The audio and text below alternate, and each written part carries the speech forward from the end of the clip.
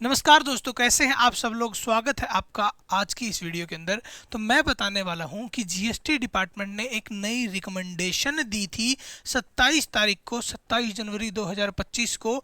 इस रिकमेंडेशन से return filing के ऊपर क्या फ़र्क पड़ने वाला है, चलिए जान लेते हैं। अभी तक हमारे पास क्या ऑप्शन होता था, अगर हमने गलती से जीएसटीआर 1 में अमाउंट ज़्यादा फाइल कर दिया तो हम क्या करते थे, कई बार जीएसटीआर 3B के अंदर अमाउंट कम फाइल कर देते थे एंड नेक्स्ट मंथ में फिर जीएसटीआर 1 एडजस्ट कर लेते थे। लेकिन जीएसटी डिपार्टमेंट अब क्या करने वाला है कि जनवरी 27 को ये इनकी एक गाइडरी आई है, एक प्रोविज़न जो इन्होंने बताया है कि एक इन्होंने एडवाइजरी अक्टूबर 17 2024 को एक रिलीज की थी। उसमें क्या लिखा हुआ था कि restricting the editing of auto populated liability. Auto populated liability का मतलब क्या है कि आपने मान लीजिए जीएसटीआर 1 के अंदर जो है, जीएसटीआर 1 के अंदर आपने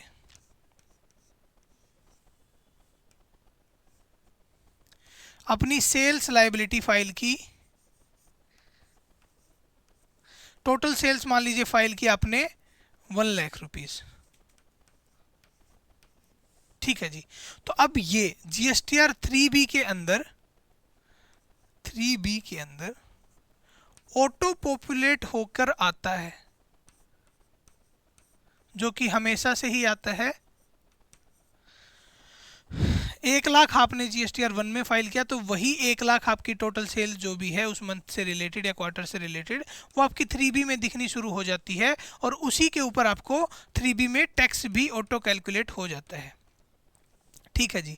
लेकिन अब जीएसटी डिपार्टमेंट क्या कहता है कि अभी तक आप लोग क्या करते थे, इस 1,00,000 को अगर आप ज़्यादा दिखाना चाहते थे, क्योंकि जीएसटीआर 1 हमारे पास अमेंड करने का ऑप्शन नहीं होता था, लेकिन अब जीएसटीआर 1A भी आपके पास आ चुकी है।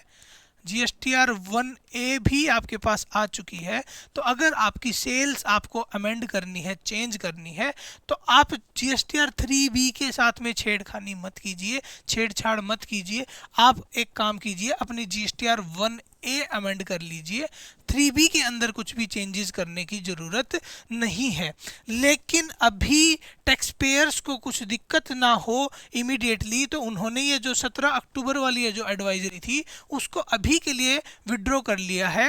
एंड जो ऑटो पॉपुलेट होकर आता था उसको एडिट करने के लिए जो इन्होंने रोका था, बंद किया था, वो एडिट करने के लिए जो ऑप्शन है वो दोबारा से स्टार्ट कर दिया गया है। तो ये कह रहे हैं, however various request have been received from the trade seeking time from the for the same. ठीक है जी। काफ़ी ज़्यादा रिक्वेस्ट जीएसटी डिपार्टमेंट के पास आई कि अभी के लिए ये ऑप्शन आप रहने दीजिए टैक्स पेयर के लिए। तो इसके लिए इन्होंने अभी क्या किया है, अभी इन्होंने एडिटेबल ही रखा हुआ है, एडिट आप कर पाएंगे। अभी आप एडिटेबल जो है आप कर पाएंगे अपनी जीएसटीआर टर्नओवर को। जीएसटीआर 1A के अंदर या 1 के अंदर आपने जो भी फाइल किया हो, 3B के अंदर भी आप उसको एडिट कर सकते हैं अपनी आउटपुट टर्नओवर और आउटपुट लाइबिलिटी को। ठीक है। ऑटो पॉपुलेटेड लाइबिलिटी जो भी आएगी उसको आप 3B is currently not being implemented, यानी कि जो ये ऑटो पॉपुलेशन को जो एडिटेबल फॉर्मेट इन्होंने बंद किया था, जो एडिट करने के लिए मना किया गया था, वो अभी के लिए इम्प्लीमेंट नहीं किया गया है। यानी कि जनवरी जो टैक्स पीरियड है, जनवरी की जो आप रिटर्न फाइलिंग करेंगे 11 जनवरी को, सॉरी 11 फेब को, और उसके बाद 3B जो आपको फाइल करनी है 20 तारीख तक।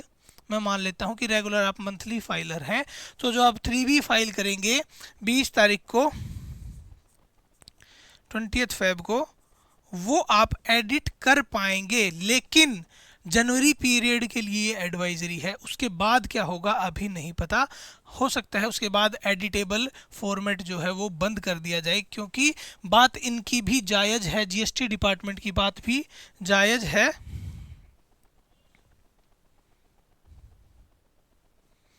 कि यहाँ पर हमने जब 1A आपको दे दिया है तो आपको फिर ज़रूरत क्या है 3B में चेंजेस करने की। 3B जो है इंटेक्ट रहनी चाहिए, जो भी उसके अंदर जो भी एडिटेबल फॉर्मेट होता था अभी तक जो होता था वो अब नहीं होगा।